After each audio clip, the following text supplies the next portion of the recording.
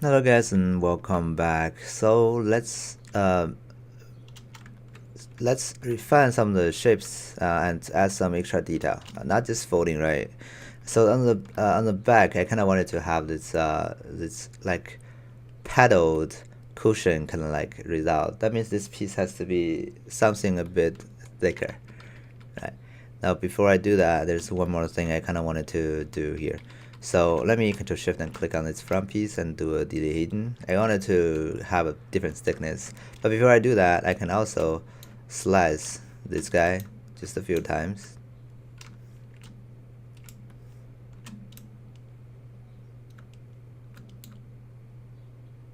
Okay, all right, and then I can do a zero measure. Oops, with the keep groups and not smoothing. Maybe we can have it smooth the group. Sometimes it does a better job. It doesn't do a better job. Okay. Oh well.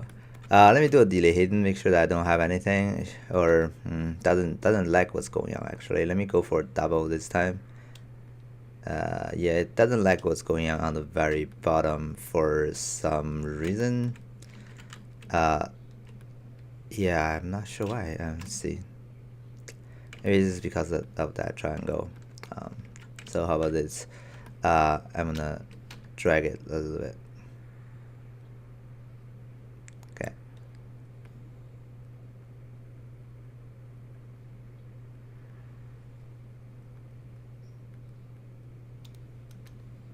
All right. And also maybe let me do a zero measure with this is a double polygon. Okay. Smooth out. We can do a deformation and then do the polish by feature just to smooth it a little bit. Okay. It should be something rounded anyways. All right, let me try that again. This time I could just do this then.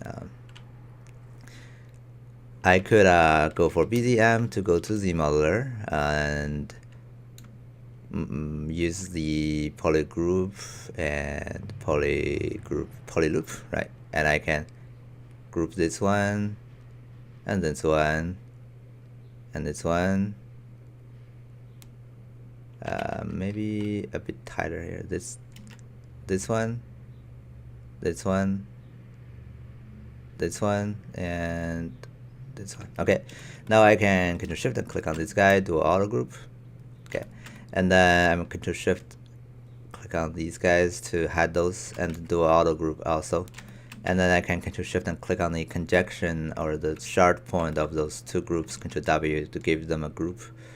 Okay, do the same thing for the others. So that way I can have like multiple separated groups already. I think I wanted to. Yeah, that's fine. Cool. All right. And then I can go for BDM and I can extrude out.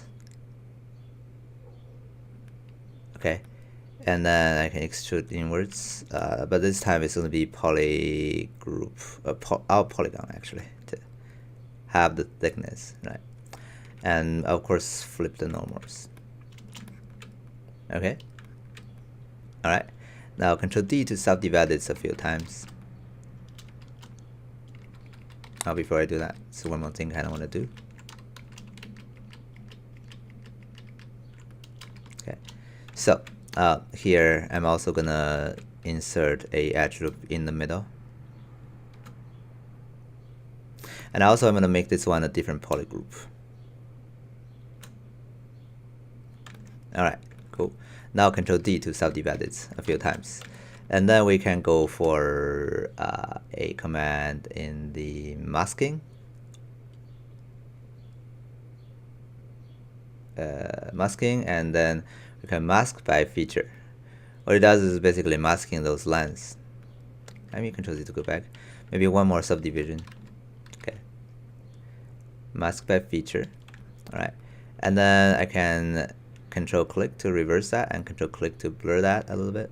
Okay, you can see what I'm trying to achieve here, right? And Control click to reverse that. I can do a inflate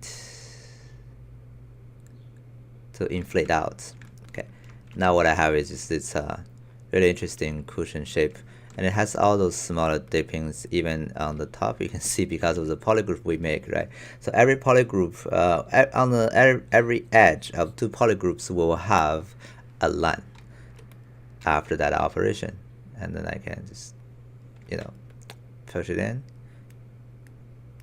because I don't want it to be expanding out that much. Okay, so we got this kind of like padded cusion result. Although I can also make it a little bit better. Let me do mask by feature one more time. Control click and then blur it a little bit more. Control click to reverse that, and I can use smooth and go to a low subdivision level and smooth those guys. Okay, to have like a better fall off, if that makes sense. And then I can do one more inflate to inflate them out and to make them more like the cushion I'm looking for. So the arc is more smooth than before. Clear the graph, clear the mask, and go to the highest subdivision level. Okay, but again, after that, they're getting a little bit more bigger than I want them to be. So let me make my brush smaller and just drag things in.